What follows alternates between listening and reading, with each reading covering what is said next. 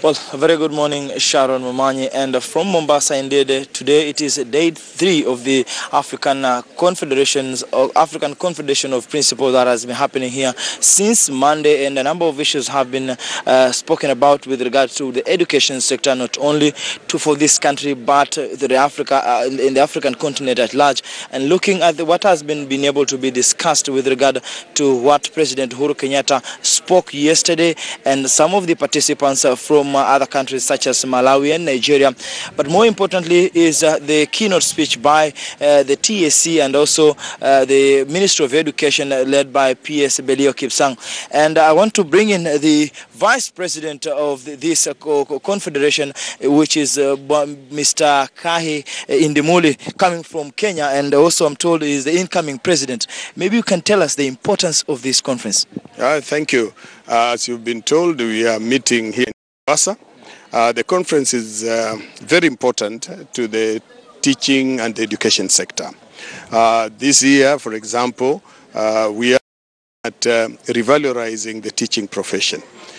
We are trying to interrogate to understand why teaching as a profession is not a first choice for any person. People would imagine in doing all other things and maybe want to go to teaching as a second resort. So those are the issues. What is these values of teaching that had been eroded that we need to bring back? What is this that the teacher today is doing that is not inspiring? What are the policies that have been put in place making it difficult for people to accept teaching? And this is occurring across Africa. It's not only in Kenya. Many people across the continent teaching as a second option to what they would have wished to do. And once the teaching is not taken as a first choice, then there are challenges in terms of delivery, in terms of accepting to do the job. And one person does not accept clearly and appreciate the job, then you find that what is expected of him or her does not really equal to what the nation wants. The president was here yesterday, yes. And there's a task that he put across to the confederation, making sure that all African nations are part of this confederation. And he said that he is capable of lobbying other presidents across Africa, but he said that there are some terms that you needed to perform.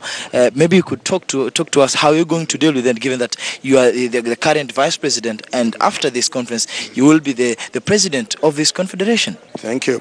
The president's remarks come in at a very opportune time.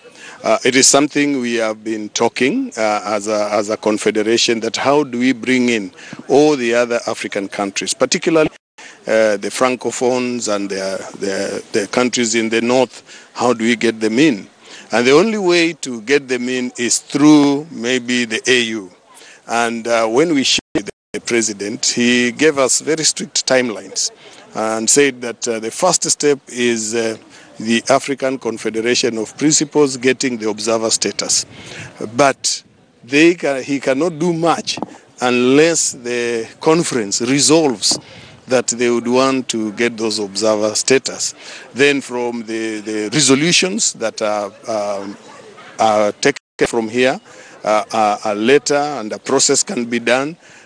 He did not share with us the nitty-gritties of the process, but he asked us to liaise with the Minister, Cabinet Secretary, Minister of Education, Dr. Ambassador Mina, and once we have the resolutions, and now that I'll also be coming in as the president, of course in quotes, of this confederation, and President Uhuru being our president, I think I have now an opportunity to help the confederation meet those targets.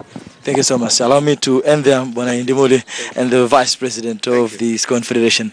Well, Sharon, that's where we leave it. But basically, there are more than 1,000 delegates drawn from 10 countries across Africa attending this 5-day conference, and we will be keeping an eye on what will be happening here in Mombasa, and specifically education matters. Sharon.